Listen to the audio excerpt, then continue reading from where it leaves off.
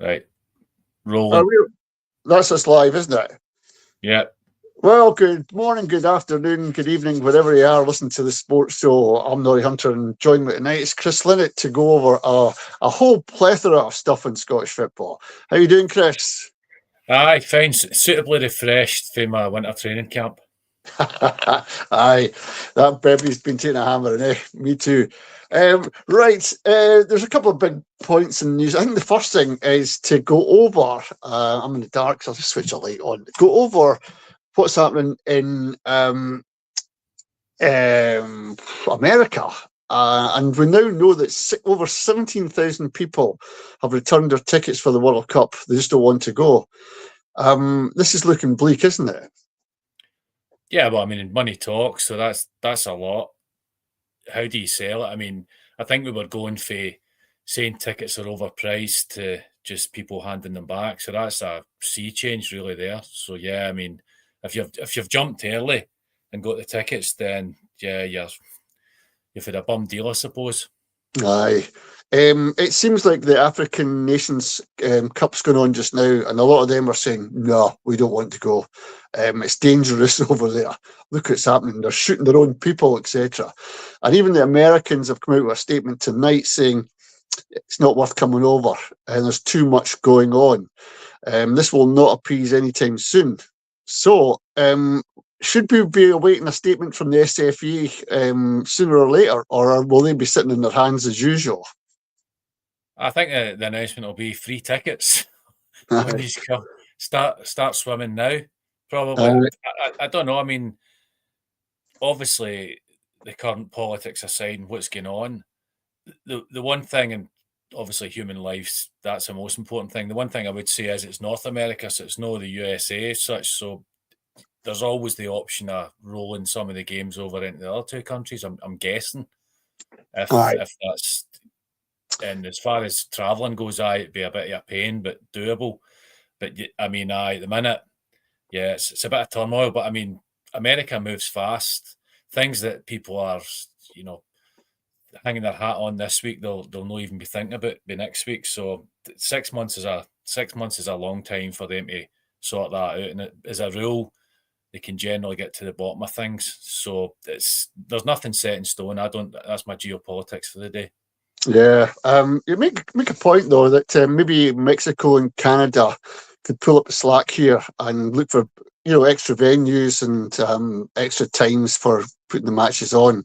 It would ensure that the tournament would continue, but it does make a mockery of FIFA and their celebratory award of a peace prize to Donald Trump right now. It doesn't look very, very sound, that one, does it? Yeah, well, I mean, obviously there's a lot of things going on, but the amount of illegal immigrants in America, you've got to say that's going to have a massive impact. So, at the moment, all hell's breaking loose, and you're hoping that it calms down at some point. But I mean, people on both sides are just going absolutely nuts just now, and I would say both sides with some reason. But trying to deal with an influx of people that high, you're always going to get it wrong. You're always going to get blamed, and it's just there's no winners in this, absolutely none. And FIFA, yeah, I mean, they always want the box office event and all the rest of it, but it's kicking off big style. But it has done in the past, so you're hoping that people take a step back. Aye. Well, we'll have to keep our eye on this because, it's a big number. I think 16,800 tickets have been sent back. People don't want to go anymore. And that is a lot of people. And I don't know how many more are going to follow, but as you say, things can change in 6 months. It could settle right down and we're back into sport rather than war. And sport might be a good way to pacify things, come together. Who knows? I mean, if you think about Dubai, they were still building the amount of lives that were lost building those stadiums with people on more or less slave wages. It was ridiculous, and yet they still managed to pull that. Whether they should have or not, I don't know. But that sort of scale of suffering, people that were involved in the tournament, that was really high, and they managed to do that again, rightly or wrongly. But so this at the moment, Yeah, I mean, the Americans are famous for pulling rabbits out the hat, so they could absolutely, and it would be galling, I think, for America to cede some of these games to countries in the north and the south. That would, if nothing else, that their wounded pride wouldn't let them do that. I would guess. No, it would. It's good to be reminded of Qatar and the death and the low wages and the discrimination against some of the workers there was shocking.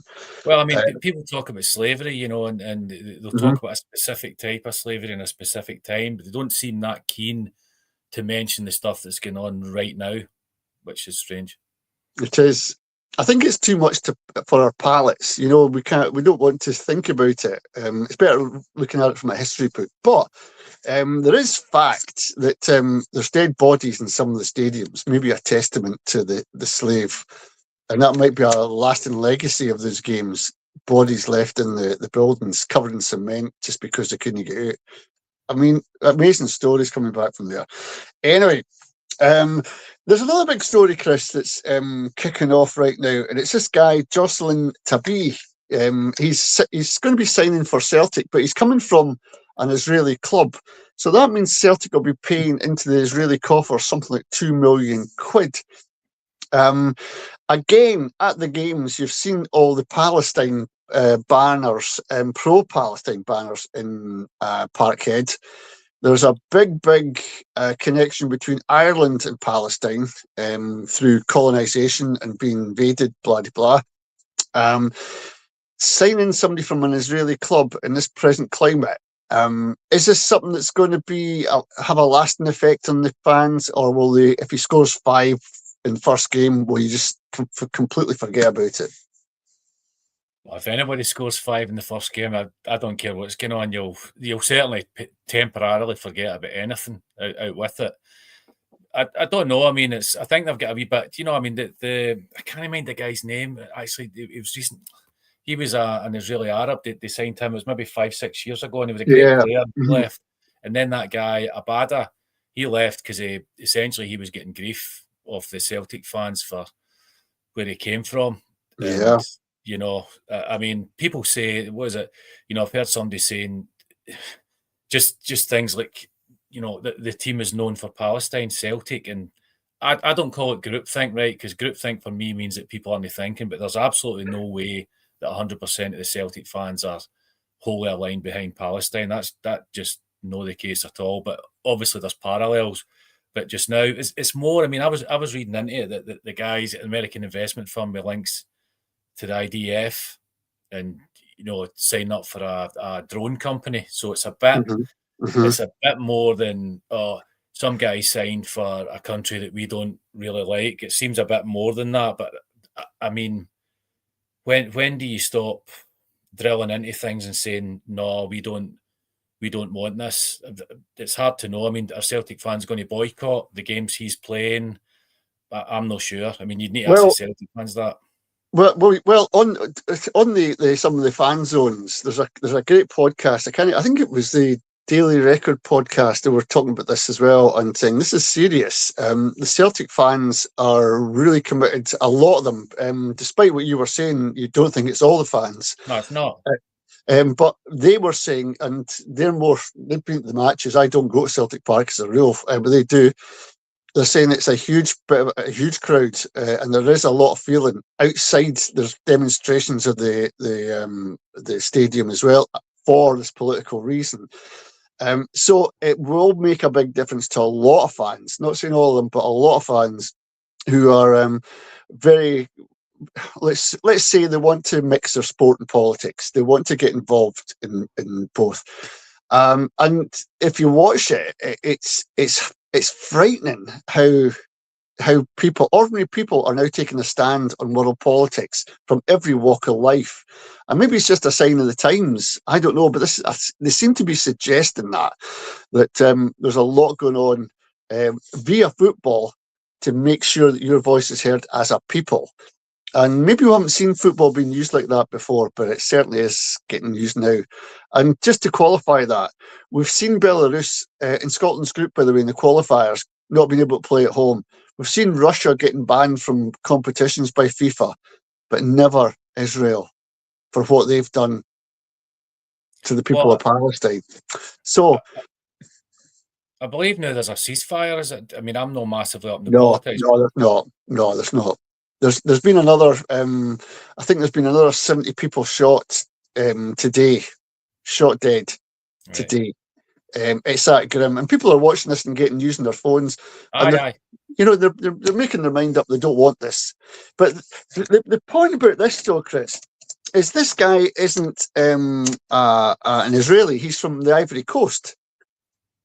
But the fact is that Celtic would be giving money to an Israeli club. This is what sticks in the craw. But this Jocelyn Tabi guy says he thanks the people of Israel for developing his career and all this. He actually loves Israel. So he's not making it easy for himself. That's the second thing. But it's not the guy's fault, is it? He's from the Ivory Coast. He's not really wanting to get involved in these politics. But look, the guy just wants to play football, pure and simple.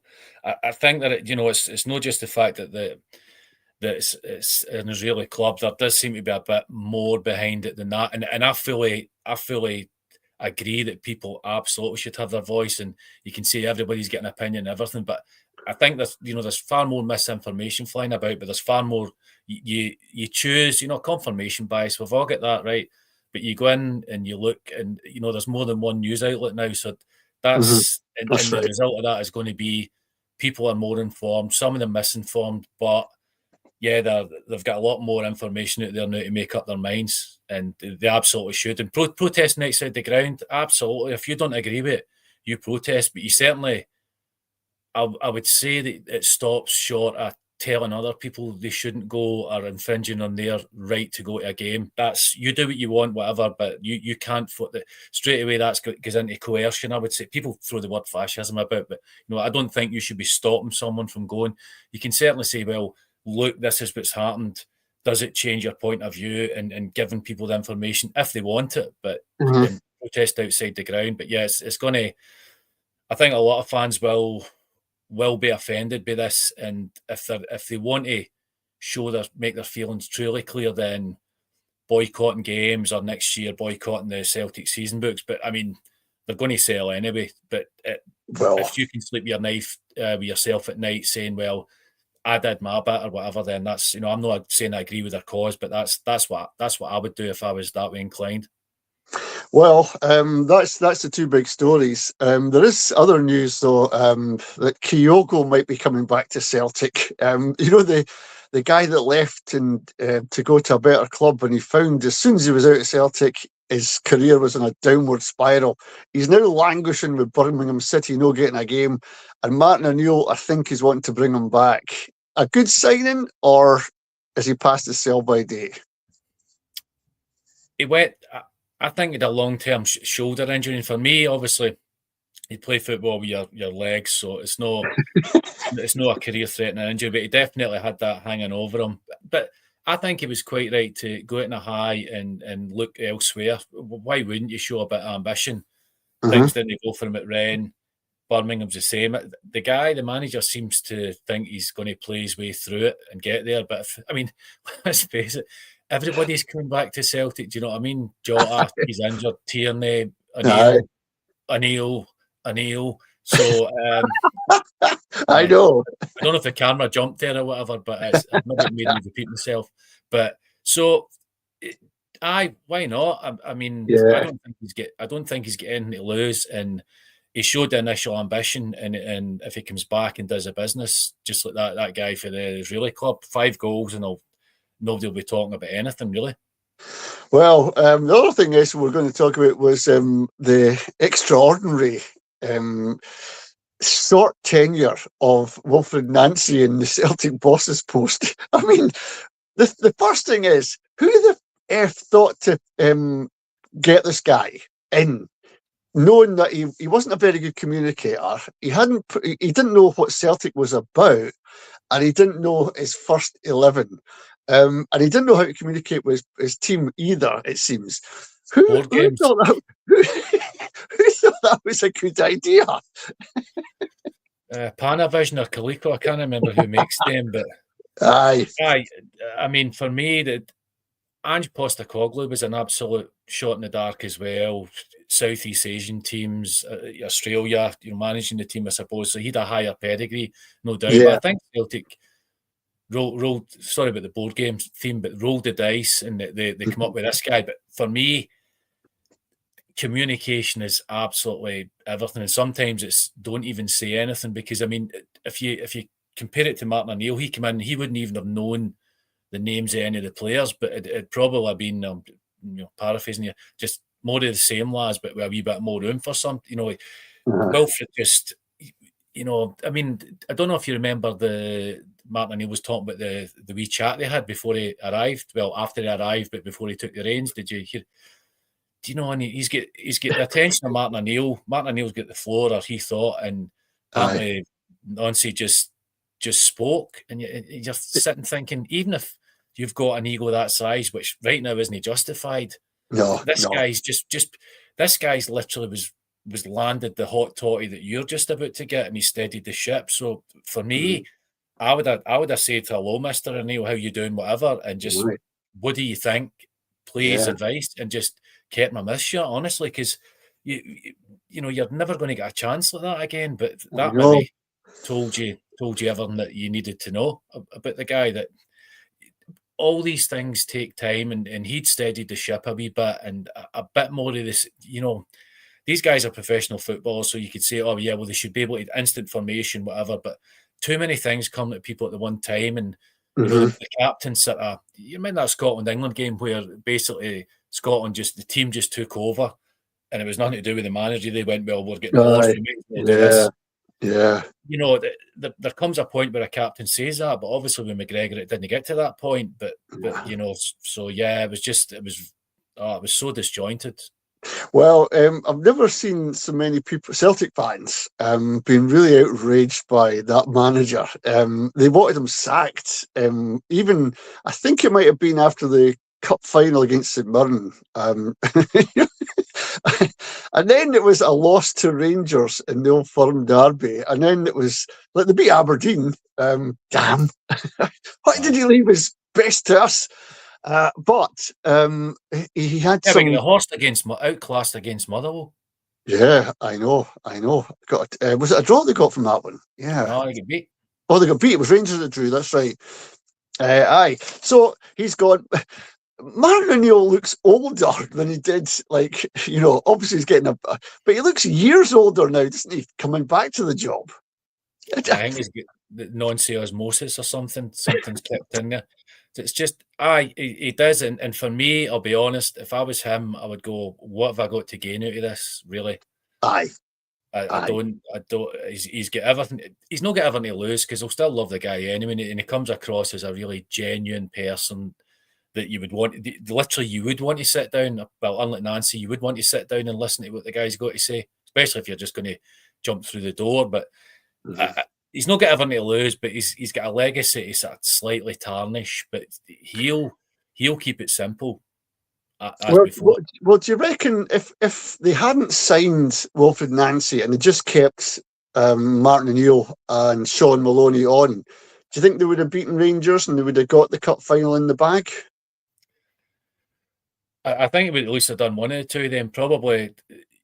Celtic fans always say to me the cup final was the one. It was that game against Midtjylland. I mean, they were top of the Europa League at the time, so that was a team that was not really that fashionable, but absolutely on fire. Right, good team. And yeah, I mean, they stumbled another time as well, but I think it just brought a sense of continuity to them.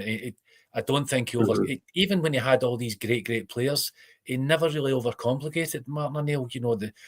Especially with Hartson. I mean, you can't really do, but Sutton, the Larsons, the Lennons, and that. He just got them playing really, really good, solid football. Very hard to lose a goal when you consider that Rob Douglas was in the sticks. Then that's quite an achievement.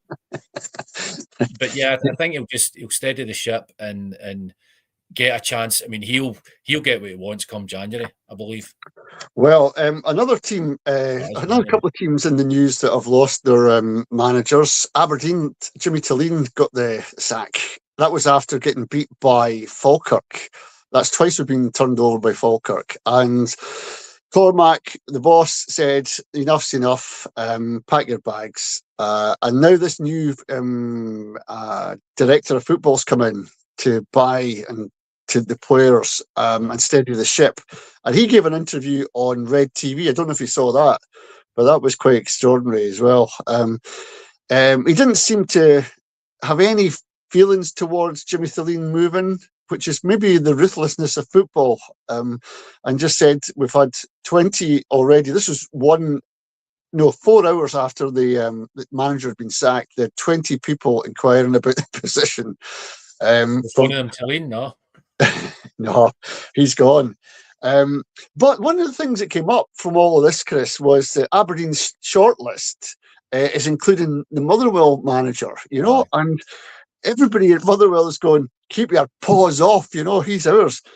This guy, Jans Bertel Akui, I don't know how you say his last name. I think it's Bertel Aku, but do you know what I mean? Aye, Jans Bertel. But he's doing a magic job. Surely Aberdeen couldn't poach him, could they? Well, I mean, it depends how far you go back, but traditionally Aberdeen have been, I keep saying this, traditionally Aberdeen have been a stronger club than Motherwell, so that's my opinion anyway. So, there's a certain, I mean, Cormac's, he'll have a decent amount of money. He spent a decent amount so far anyway, so I'm not saying there'll be no problems with finance, but there'll be money there to spend and strengthen, more so than you would have at Motherwell. But Motherwell, the old slagging was the family club, but they seem to have got that down to a T now, with the young fans coming in, the family stuff, and making it more into a community club. So if he feels loved, then he'll want to stay. But the bigger club, I would say, if you just even talk about European football, Aberdeen are more likely to get, well, not this season maybe, but European football. No. It could be a draw for him. I think he'll be thinking about it if Right, money talks all the time, but what a team he's built up there. I mean, I saw them, was it last week or the week before? Elliot Watt, amazing. They've lost Tawanda Messam Wanhisi. He's away to the African nations. And it was interesting because I was watching his country playing, and the commentator just suddenly said Motherwell from nowhere. Aye. And I thought, yeah, that's because all the other players were Lille, all the Bayer Leverkusen, Dortmund, Motherwell. So, these are good players playing with good pros in their national team. You've got Callum Hendry, who played for Aberdeen. I don't know why he didn't get a better run. What a great striker that boy was for us. I don't know what happened there. Stephen Welsh, the Celtic player, he's revitalised himself over in Motherwell. There's something's happening there. You'll feel loved. The manager just, you're the man for me, saying all the right things to him. And everybody. I thought you were going to mention Andy Halliday. Thank God you never did that. But if you feel loved and you feel you belong and you're part of a bigger picture that's going places, then I hate using the phrase "you'll put your body in the line," but you'll really, these wee injuries that would have kept you on the table in your previous club, suddenly they don't. Aye, do you know that the Paul McGinn? I think he's 35 now, but he's got a lease of life into him, and he plays. The great thing about this player is he plays with his head, not his legs anymore. And he does it amazingly. He can read the ball coming through and he can just punt it. He'll not run past a player. He'll pass the player. Because I think you once said, Chris, the ball travels faster than any player. That's what you get coached. And I think he's got that in his mindset. Just amazing player. Callum Slattery as well. Can you forget him? Good player. He's been there a wee while. Tom Sparrow. They've got really good strength and depth, I would say. I think they've got better players than Aberdeen. So, would he go to Aberdeen? I don't know, Chris, if he would. I hope he doesn't, because I'd love to see this Motherwell team go further than they've ever gone before because of him and what he does for the players. They're playing Hibs tomorrow, and it's sold out. They're taking a massive crowd to Easter Road. It's sold out. That is incredible. Do you know what I mean? Well, that's what happens when you foster a community spirit, and you don't just throw it lip service. You don't. That's So right. yeah, I mean, what I would say is that Bertil Askew, the one thing you could say is he now knows the Scottish game, and that you can't really put a price on that. That's, I mean, Nonsi came in and yeah, whatever, but just he knows the game, so that's because I heard Van Ansdell talking about other German managers, quite highly rated German managers, but this guy knows the Scottish game, so there's that's a plus point. Well, runners and riders for the Aberdeen job. They're looking at Stephen Robinson. He's Bookie's favourite, but I don't think he'd be a good fit. Remember, we went for Jim Goodwin when he done good things with St Mirren, and he came to Aberdeen, didn't do much actually. No. The St Johnstone managers just signed a new deal for his club. He's got a beer named after him as well now. I know. I know. That's it. He's there forever. I know. That's it. He's chained to that job now. He can't leave. But the other names are just the same old. And I'll be interested to see who they actually go for this time. If it's going to be a Scottish manager who Cormac says that's what they want, and so does the director of football, somebody who knows the Scottish system. But Kilmarnock have already got a new manager as well. Neil McCann and Billy Dodds. They're taking over at Kilmarnock. Everything seems to be in transition just now, doesn't it? No, and the only teams that aren't in transition are doing really well. Motherwell and Harps and Hibs. The rest go all over the place. Well, I mean, this time last year, we would have been, Hearts and Hibs were probably sitting at the bottom of the league, but I think it was quite telling. I watched the wee snippet of Neil McCann and all that, and he says, we've just got to prove that hard work will bring us results. I was like, oh no, man. If ever you want someone to do a BBC and chop up the interview, it's there, I know. But it's like, if that word isn't coming straight off the tip of your tongue, mate. Gone. I know. Slaughtered. But do you think Neil McCann's a good signing, Billy Dodds for Kilmarnock? Do you think that's enough to keep them up? Do you think that they've got enough time, got enough noose? Well, noose, I mean, failing that, I'll be around their necks. They're up against it, but they could do it. I mean, they've got this sort of old school mentality, and they both played at a really high level. Both of them forwards, right enough. So I don't know how that'll affect it. But no, I quite like both the guys. I think the Rangers, the five, obviously McGregor discount him, wee nasty Ferguson discount. But out of the five, I can't even remember who they were. The Rangers. McGregor was there, wasn't he? Aye, McGregor and Ferguson, obviously. There's somebody else, but the two of them, I thought, they are. I don't know how you can get five managers, but they were the strongest, I thought, out of the five. So I think that they'll give them the bounce, and they've got good pedigree. And when I hear Neil McCann talking about Fitbin, that he talks a really, really good game. So that's what I thought. Yeah, he does. He knows what he's talking about, and he tends to have a balanced view and a very technical view of football rather than, argy-bargy. Michael Stewart's always about the ref and the hard tackle, but McCann's about the positional play and the strategies and the formations, I think. I think he's probably more a manager than we think he is, just because we see him all the time. And then, of course, up here at Ross County, guess who's taking over the reins? Yeah. Kettlewell.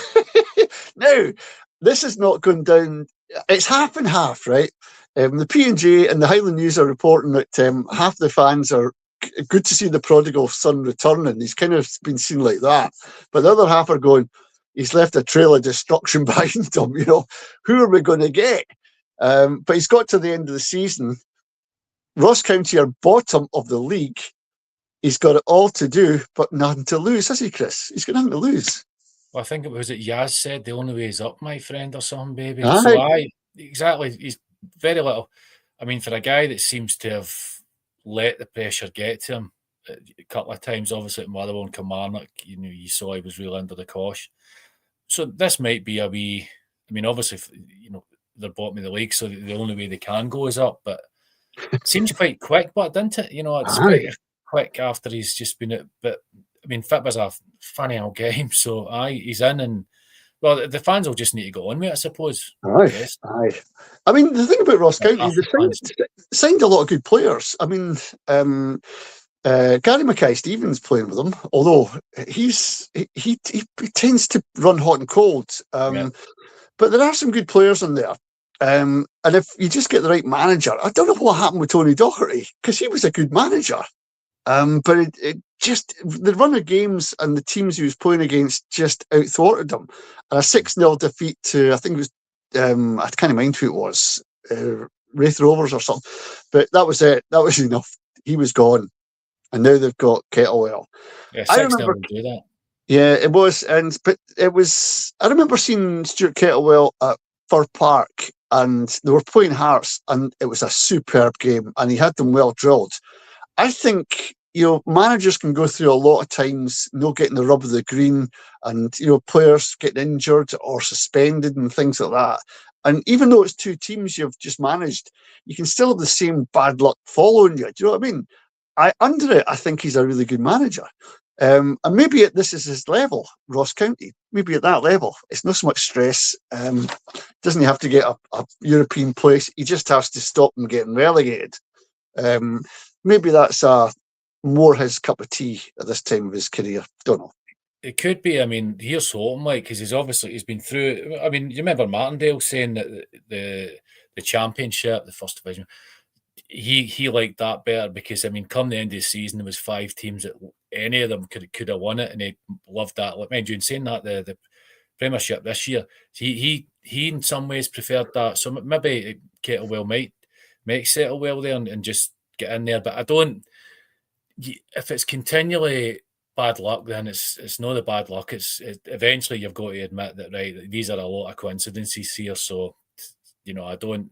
There can be periods of bad luck, but if it's consistent, then yeah, you've got to look at yourself, I think.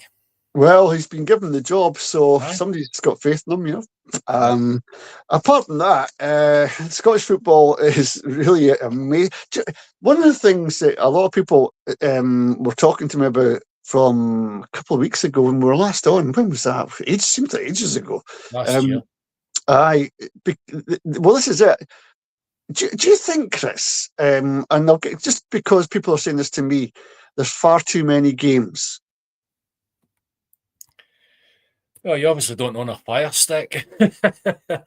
No, but it's for the players, and there's diehard fans that'll go there. Do you know what I mean? To these games, is it too much to ask to play 2 games a week? Maybe sometimes 3 a week. If you take the Monday, and you've got a Saturday, you might have a Tuesday, and you might have a Thursday because of Christmas and all the rest of it. It's really, really tough going. And I mean, all of these things, the fans that go and watch these games, they're last in the equation is when the satellite telly people are making up the fixtures. Right. Literally, they are making up the fixtures. So I feel for the fans, the diehards, especially. If you're coming for Aberdeen or whatever, and you're expecting ScotRail to do anything decent or not let you down with wrong type of snow or whatever. But I mean, the players, it's kind of, I suppose the pluses are that there's a lot more, medical knowledge now behind the players. Yeah. All these can get a masseuse. And I think it was Jim McLean that, I don't know if he invented it, but I think in Scotland after the game, he said they're going warm down, and they're like, "What are you talking about? We've already played. The fags are getting lit and all that." And, I mean, I remember that in my lifetime, that the first time I ever saw a warm down, I'm like, what is this? Just does not compute. So that's that attention to detail, all the stats and all the rest of it. They can say, well, they play 400 minutes or whatever without tweaking an ACL and all the rest of it. And obviously the ball's a hell of a lot lighter than it was. Doesn't have a lace in it, so that helps. I know. but the the physical demands of the game, but you're not having chest high tackles going into you every second of the game. But by the same token, True. That's Oh, true. The aye. game has moved on. Oh, I Um, mean, it's like something out of if for the older folks here, it's like something. It's a knockout. If you watch this, it literally, waist high is the default minimum position for a challenge. yeah, It's I don't know if you ever watch. unbelievable. Well, Chris, I don't know if you ever watch Alistair McAllister. He does these Aye, really aye. biased commentaries, right? And he's picked on like Archie Gemmill and Billy Bremner back in the day. Aye. And I'm telling you, that Leeds United team were thugs with white Oh, aye. jerseys. Yep. But the opposite team, I think it was West Brom, they were playing, sliding in on the mud because they were playing in mud. There was no grass or artificial grass there. And they're going in sliding, they're taking people's legs out. But you know the thing about it is, Chris, if you were to slide into a player like that today, he'd be writhing in agony or fall agony. These guys were getting up, No, getting on I with mean, it's like junior football, or if you're an island Gaelic football. The last thing you want to do is show somebody that they've hurt you. That's the last thing the I minute you do know. that, there's a target Yeah. in your back. And the biggest thing that annoys me is see when they go down like that, and you can see them sort of looking round. You're like, that, mate. I You know, know. I Does mean, my head in. I'll quote Willie Young in this, and I've said it before. It was that the Greek defender for Rangers. He says, I'd like to think he'd look back on that and be embarrassed, and he will. I says, well, no, what I mean is he will look back on it, but he'll not be embarrassed. With a Yeah. central defender's literally diving in their own box to get a foul, Aye. and it's just, yeah, it's. I think half the time, but the mud, you realise that. If you were covered up enough, the referee would have a seriously hard time trying to ID you. So all you do commit the foul and then get out of dodge, and Benny Hill music kicks in 10 minutes later. The ref's forgotten. The other thing about that time was that we're finding out the results of heading that heavy ball, and lots of guys now are going down with all kinds of head complaints because of it. There was all that to contend with, and yet they still didn't go down and writhe about in agony. I watched it. There was a game last night, and all the players seemed to be like skelfs, and their socks up past their knees and stuff.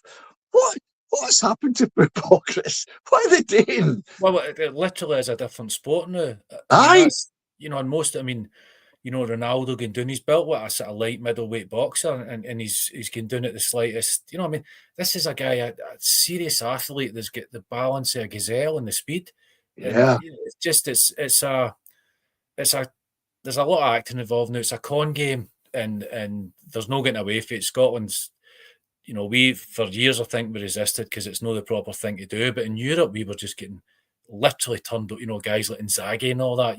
I As soon as know. it gets in the ball, Oh, I was watching Scotland playing Lithuania years ago, and they got a dodgy penalty. We met the ref in the kebab shop after the game, but they got a dodgy penalty, and one of the Scottish fans shouted to one of the players, "Just get into the box and fall."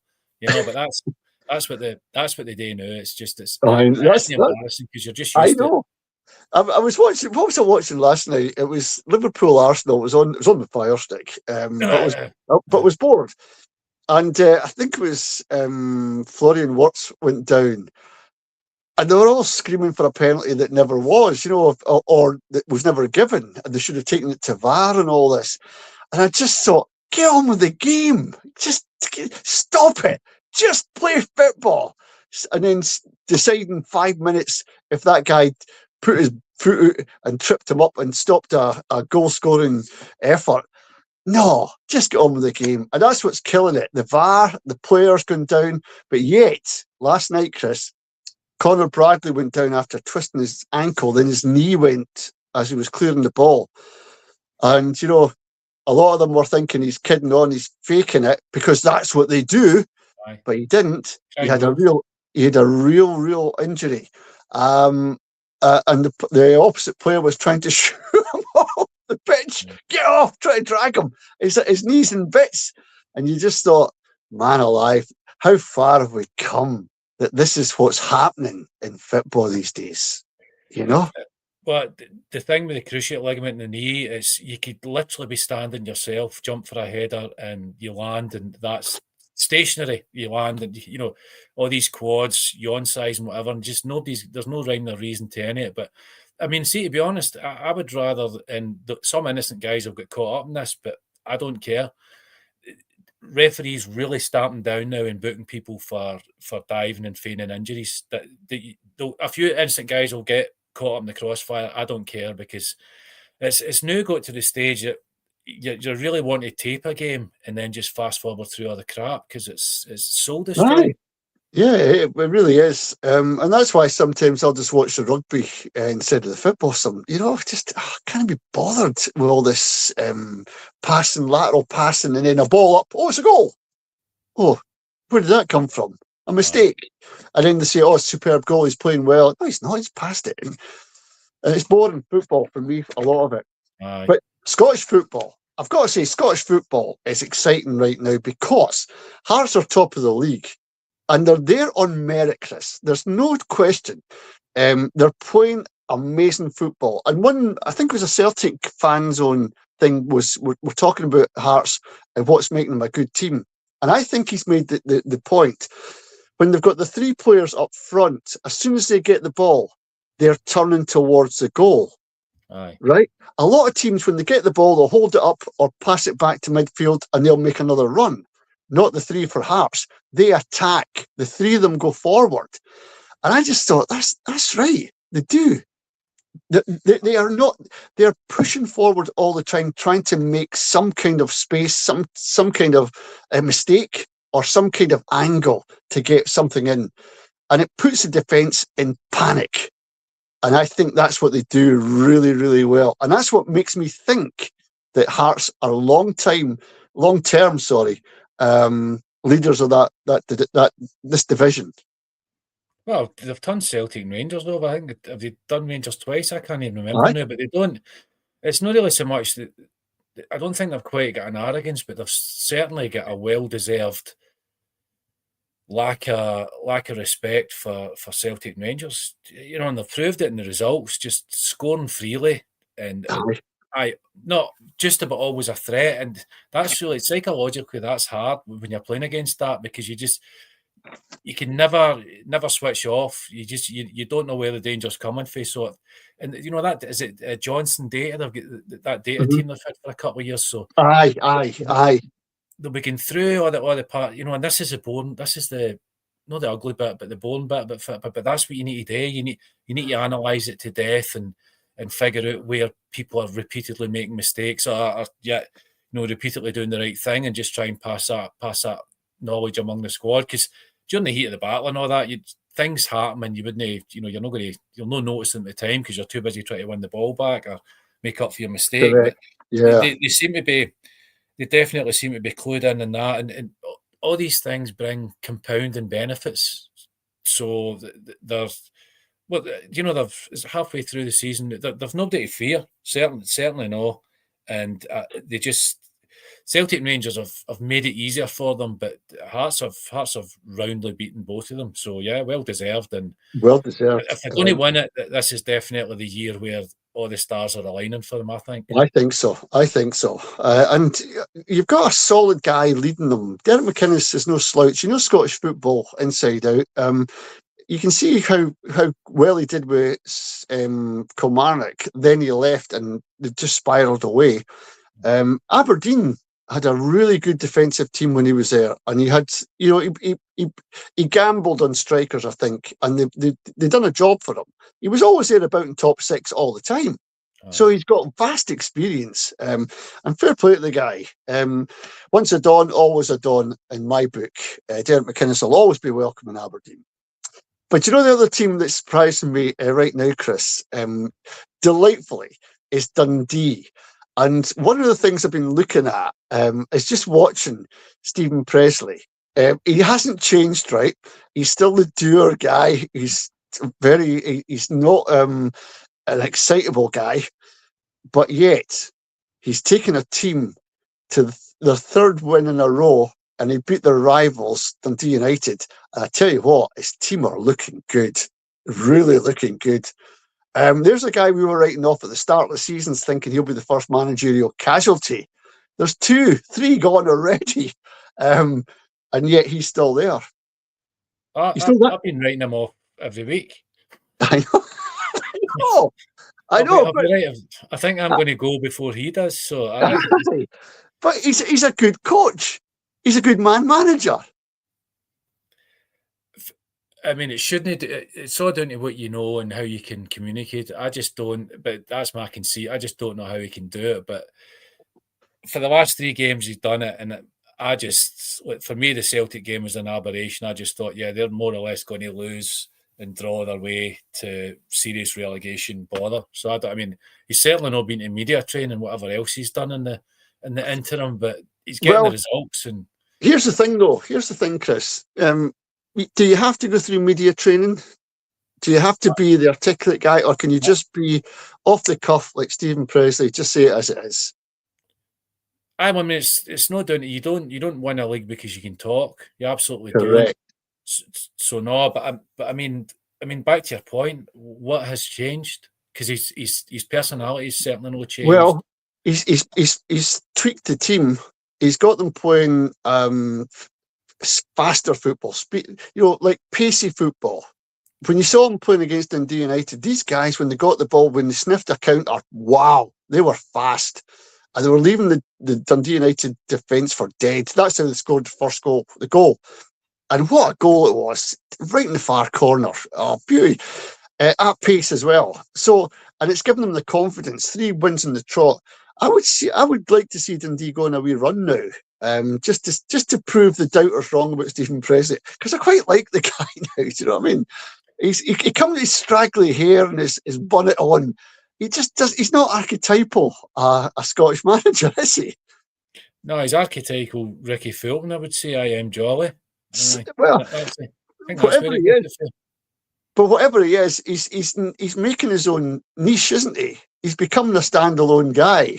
You know, I'm sure we'll see him on at Hogmanay show, being impersonated by somebody or other. Jonathan Watson will take it. What an excuse. I mean, it would be.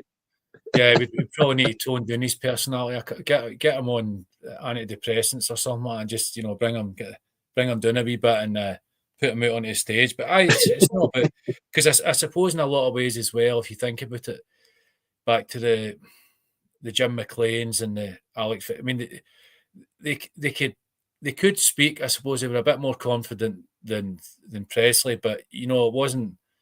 It was all about the team, and really anything else, nothing else really mattered. There was no, they didn't dress anything up for, all right, I'm on, they barely, I mean, Jim McLean, it was, sometimes it was literally, but you'd hear the bell ring, it was a bot. I tell you, he asked me that question. So they're just different people. But they didn't sit up at night worrying about what Stramash or the press were thinking about them. So fair play to them, and you're hoping it isn't a wee flash in the pan, but if it isn't, then it means they'll do a bit of damage to Hearts. Well, Joe, what? It's going to be a tough game. The other team, talking about Hearts, beating Celtic and Rangers, one team they didn't beat over the Christmas period was Hibs. They got beat 3-2. And I tell you, there's some candidates for the Scotland team in that Hibs lineup. First of all, Jamie McGrath, he's not Scottish, but he's playing really, really good football. But the two that I'm liking, well, there's 3. Grant Hanley's playing for Hibs as well. But you've got Josh Mulligan, outstanding player, confident passer, header, winner, wins his duels, and you've got Kieran Bowie back in the score sheet again. These guys are, if they can play like that as they've played against Hearts, they've got to be considered for the Scotland squad. They have got to be. Well, it's all on for the now. They've got another few months to prove themselves, but certainly Bowie. I mean, I think he will go on to be a cut above Nisbet.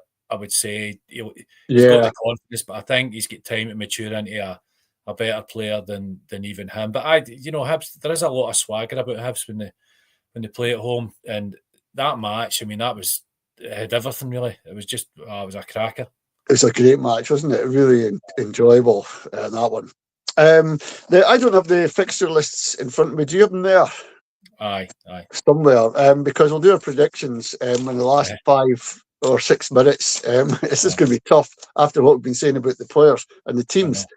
Who's first? Celtic v Dundee United. Oh, Home game for Celtic. The way Dundee United played against Dundee, I think, unless they improve like 50%, there's got to be a step up for Dundee United. I think the re-emergence of Martin O'Neill, just tell them to go and play their game, not putting too much on them, just saying, get the goals, get the win, come back in, and I think they'll do it. Well, a crowd that'll be there supporting Martin O'Neill's return. Yeah, I can't see anything but Celtic winning this one, I'm afraid. I think Martin O'Neill will set the tone by literally launching that Connect Four board right out the tunnel. I think that's how he'll make his entrance there. So, I mean, Celtic will be, protests aside and all the rest of it, I think Celtic will be boozing, as they say in Dublin. So, I'd fancy Celtic. Just literally just go and play. I don't know your name, but you'll do fine. But that's his style, isn't it? Look, when you see, what happened by just totally try to overhaul a fairly confident team, a team that got their confidence back, and a decent team as well. So yeah, I would keep it very, very simple, but anything. So I would say Celtic 2-0. 2-0. I'm going 3-1. I think Dundee United will get something, but it'll never be enough. 3-1, 2-0. Next, who's up for the second game? It's the old Highbees against Motherwell. Oh, now, game of the day, one of the games. This is what's making the Premiership in Scotland just so exciting. This is all the possibilities of being a classic, a real good game. And, when the Jean's Bertel Aku was saying, how do you fancy this match? And he went, that much, holding out his hands, that much. Can he wait? It's a sellout. Hibs are playing really good football. Motherwell are playing really good football. Will it be one of those games, Chris, where they cancel each other out and we'll get a 0-0 or a 1-1? Or do you think somebody's got one bit more than the other team and can win this? I'm not so much saying they'll cancel each other out, but I suppose they will, because I believe the end result will be 1-1, but I think it will be a good... I think it will be a good 1-1 with 3 goals chopped off. Some of them wrongly. So I'm going for a draw as well, and I think on balance, whoever wins that game, I tell you, they'll have to have bloody deserve to win it. You're not going to win this one easy, either side. I think it's a 1-1 draw as well. Next, right, Livy v Kilmarnock. So. Oh, this is a must-win for Neil McCann. If he loses it, he's really got it up against him, hasn't he? If he wins it, he'll be seen as the saviour of Kilmarnock Football Club. But yeah, Livingston aren't a bad team, even though they're bottom. They have just given away goals. They've been stupid and they've been profligate in front of goal. I think they have been. I hate saying that, but I think they have been quite unlucky. The way things have went against them, definitely. I don't know if this is more luck or less luck, but Scott Arfield's signed for them, so. Well, that might make the difference. Do you know what I mean? He's got. I don't think he's been in Britain, but he's got. Not enough. He went the World Cup probably with Canada, but he's got a good shot in him. He's got a good shot, and it's not to say he'll walk straight into the team, but he's got a good shot in him, and he's a solid player. So they're both on it's artificial pitch, so they'll both be right at home there. But yeah. Do you know what? I'm going for this. Might sound controversial, but I think Livingston are due a win. I think they're due a bit of luck, and I think it'll come tomorrow. I don't think McCann's not got enough time with that team. I don't think, and I think he's got a good team of players, but they're lacking the confidence. I think this is one for Livingston to take. 1-0 Livingston. Right. Well, I think the big game Charlies are going to have a wee bit of an influence here. So I think Kelly will somehow grab a 2-1. Oh, 2-1. Who have we got? Aberdeen. We're playing Sunday, so it must be. Who's playing? Who's the other one? St Mirren Falkirk. Oh, another good one, tasty one. Falkirk on a bit of a high. They've lost Arfield, but that'll be no big loss to them. I don't know how he does it, Chris. I do not know how John McGlynn gets a tune out of this team. He shouldn't be by rights, but he does. And he gets them playing fluid front-facing football. And they played Aberdeen, and they played us off the park just about. They nullified us. We were hamstrung. We just couldn't get moving. And that's a sign of a good team. St Mirren, are they still having the? Are they still hungover from the cup game? You know, I don't know. Words right in my mouth. Aye. Yeah. So. Again, this has got a magic game on paper, but will it live up to its hype? I think St Mirren are due a win, but I don't think it'll come against Falkirk. I'm going for another draw. I'm going for another 1-1 draw. Right, I think they'll finally shake off the hangover. I'll go for St Mirren 2, Falkirk 1. Oh, just be close. Next one. Dundee Hearts. Oh, at Dens. Aye. This will be a test for McInnes. I can tell you.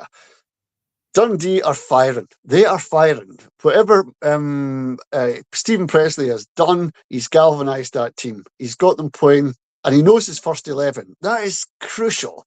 Sometimes Jimmy Tilleen didn't know his first 11, I feel. And we were always on the defensive, trying to get a goal after we lost one. But I think Dundee are a team to be reckoned with. And I just think it's going to be harder than what you think for Hearts. I really do think this is going to be a tough... I think they'll get there, Hearts. 2-1, but it'll be a tough 2-1. I would have thought... I think you're right. I think they'll make it hard. I mean, Dundee have got... they'll come out straight at them. Why wouldn't you? You might as well, because, don't give them too much time to organise themselves so it's game over. But I think one each. One each as well. Hearts will not be that. And, just keep rolling along while teams below them are dropping points every now and again. Yeah, I think Hearts will one each and quite happily take that just to keep it trundling along. I think, honestly, because they're top, they'll be pushing and pushing and pushing. And that's what good teams do. They go seeking that last goal, that anyway, a penalty in the last minute, off somebody's backside. They'll be working away. And I think that's what they'll get them over the line. I go 2-1 Hearts. Who's after that? Dandies against Rangers, return match. I don't know.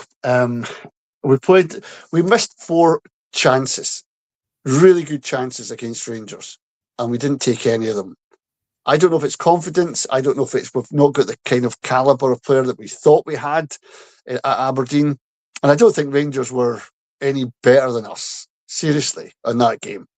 This is a chance at Pittodrie to rewrite the balance, if you like.